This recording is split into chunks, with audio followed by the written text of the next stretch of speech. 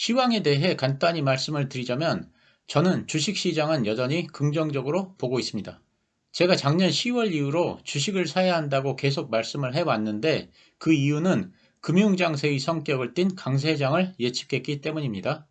경제 전문가들이 경기 침체에 의한 주가 하락을 얘기하면서 5월에는 주식을 전부 팔고 떠나라는 조언이 많았습니다. Sell in May입니다. 대표적인 곳이 웰스파고 은행입니다.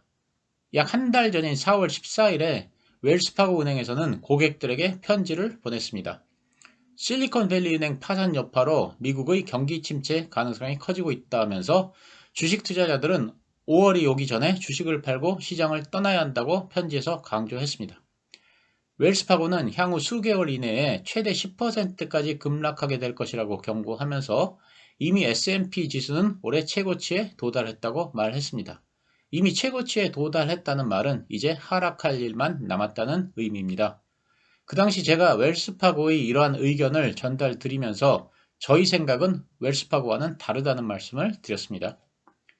경제 전문가들은 경기 침체가 온다고 하면서 주가가 조정을 받을 것이라는 말씀을 많이 하셨는데 저는 경기 침체가 오건 말건 주가는 강세를 보일 것이다. 이렇게 생각을 했던 것입니다.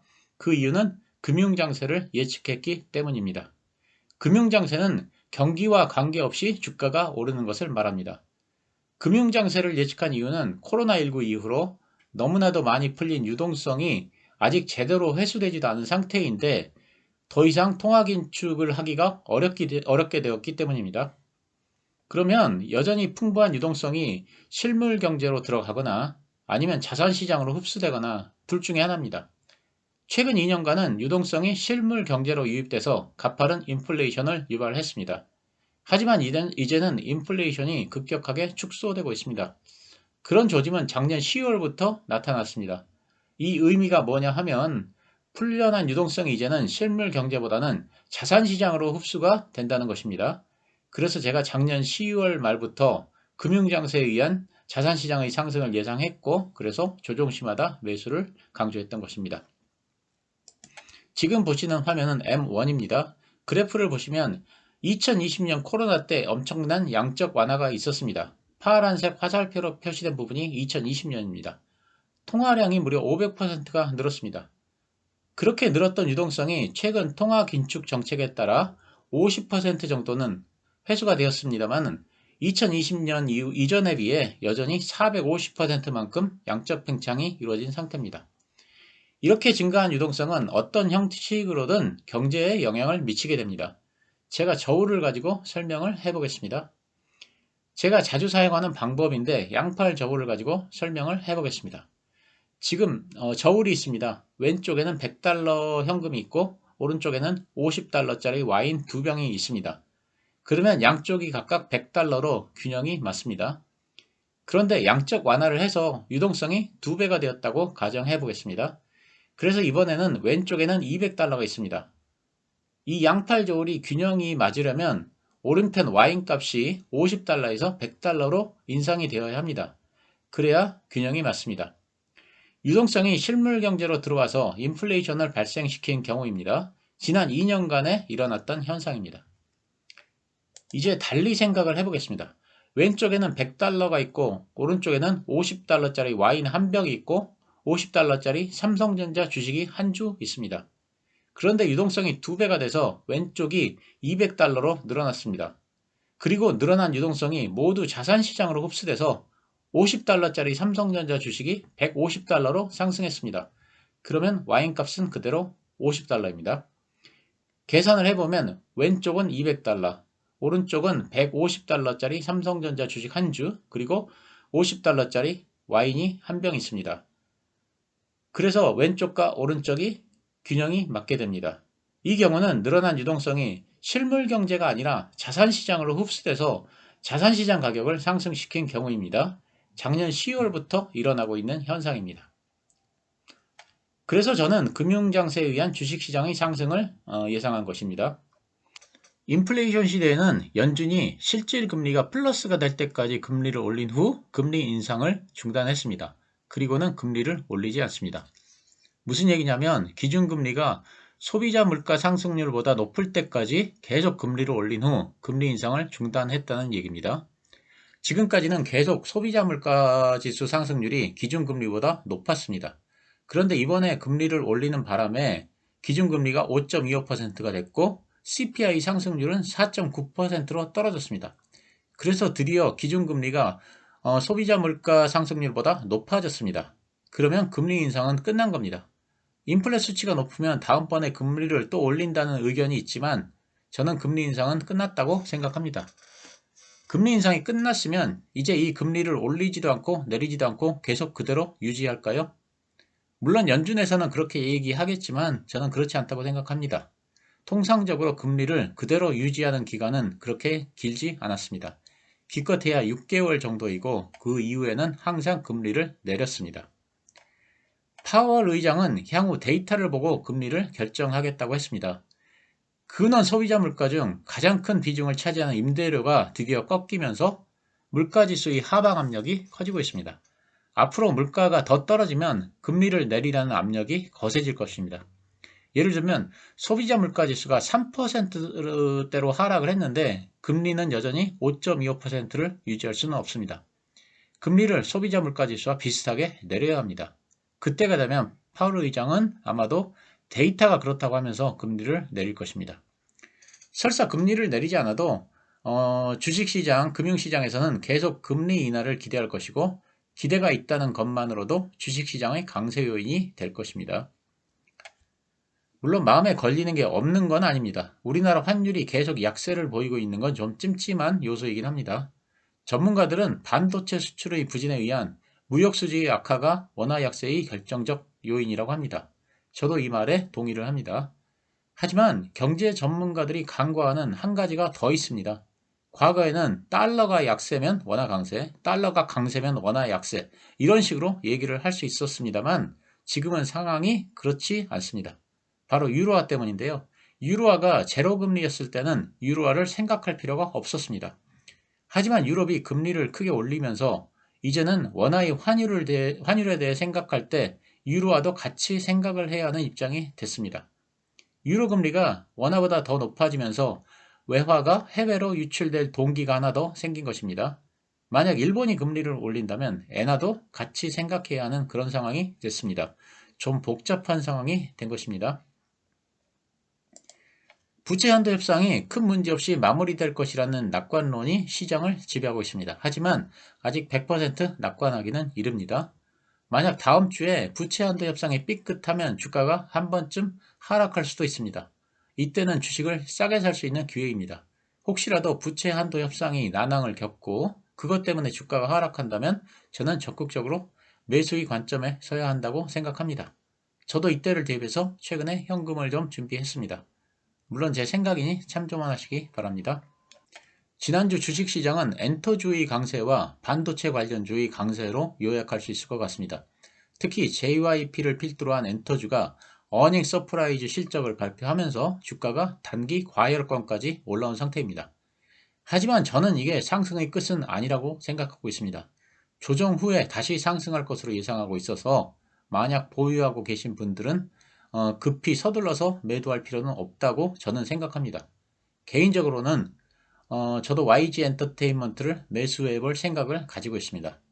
물론 제 개인적인 생각일 뿐이고 매도 추천은 아닙니다. 주도주도 이제 바뀌고 있습니다. 외국인 수급이 계속되면서 2차전지에서 반도체로 주도주가 변화하고 있습니다.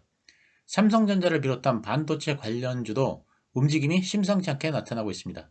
만약 환율이 하락한다면 외국인들의 수급이 더 들어오면서 삼성전자가 대장주 역할을 할 가능성이 있습니다. 삼성전자를 비롯한 반도체를 유심히 봐야 할 때가 온 것 같습니다. 반도체 좋게 보고 있습니다. 그리고 또 제가 관심을 가지고 봤던 분야는 바이오인데 정통 바이오로는 매수가 들어오지 않고 있고 오히려 바이오매드 쪽으로 매수가 들어오고 있습니다. 그래서 바이오매드 관련 종목에도 관심을 가지고 있는데 몇 종목만 말씀을 드리자면 저는 우선 LNC 바이오에 관심을 가지고 있습니다. 지금 표를 보시면 작년 영업이익이 95억 원이고 금년 예상 영업이익은 136억 원입니다. 근데 이 숫자로만 보면 현재 주가는 약 30% 정도는 고평가되어 있다고 저는 생각합니다. 근데 금년 하반기부터 판매를 시작할 메가카티의 매출이 급속도로 확대될 가능성이 굉장히 큽니다. IBK 증권에 의하면 내년도 메가카티의 매출이 300억 원 정도 될 것이라고 예상하고 있는데 실제로는 이 수치를 넘어설 가능성이 있습니다. 이럴 경우에는 주가가 더 큰 상승을 할 가능성이 있습니다. 메가카티는 무릎 연골 치료 물질입니다.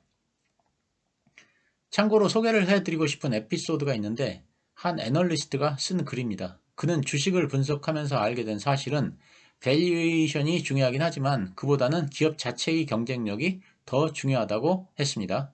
그러면서 자신이 잘 아는 선배에 대한 얘기를 하고 있는데요. 그 선배는 스타벅스에 PER 40 이상의 가격을 지불할 수 없다고 판단해서 스타벅스 주식을 계속 매수하지 않았습니다.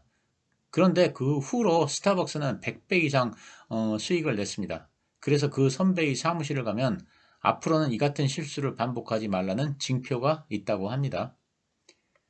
워런 버핏도 마찬가지입니다.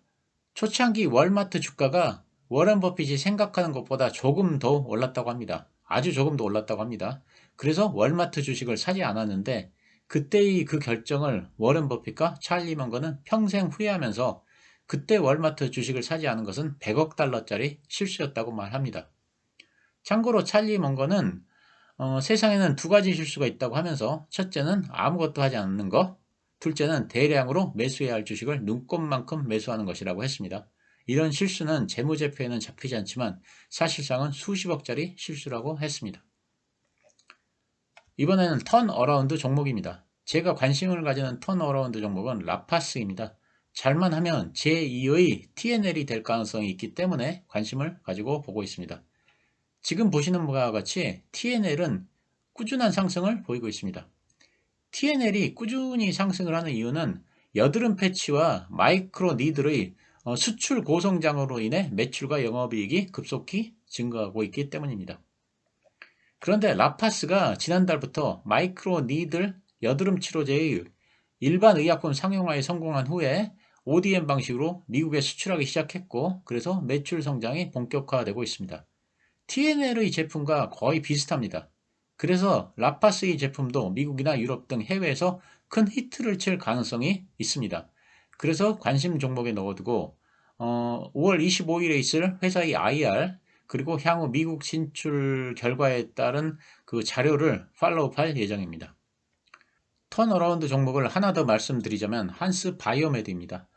한스 바이오메드는 2020년에 미화가 원료로 인공 부용물인 벨라제를 만들어 팔다가 식약처로부터 판매 중지하고 제품 회수 명령을 받았습니다. 그래서 그 후로 회사가 굉장히 큰 어려움을 겪었고 주가는 반토막 이상 떨어졌습니다.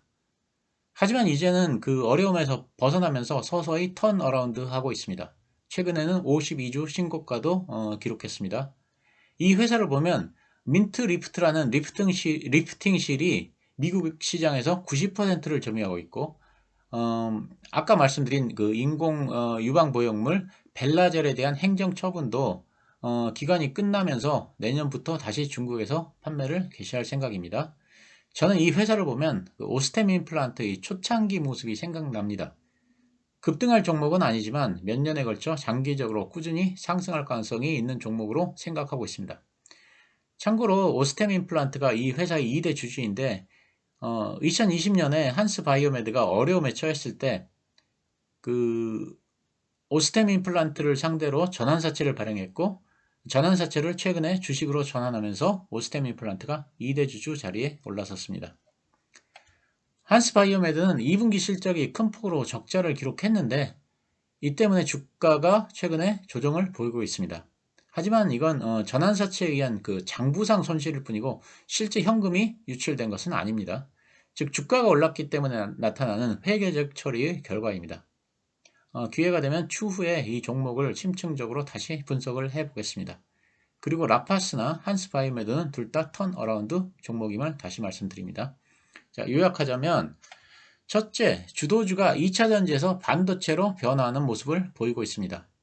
환율이 하락하면서 외국인 수급이 계속 들어온다면 삼성전자가 주도주로 부상할 가능성이 있습니다. 이제 반도체에 관심을 가져야 할 시기입니다. 둘째, 지난주 엔터주가 크게 상승을 했습니다. 현재 단기 과열권입니다만 저는 이것이 끝은 아니라고 생각합니다. 조정 후 재상승을 예상합니다.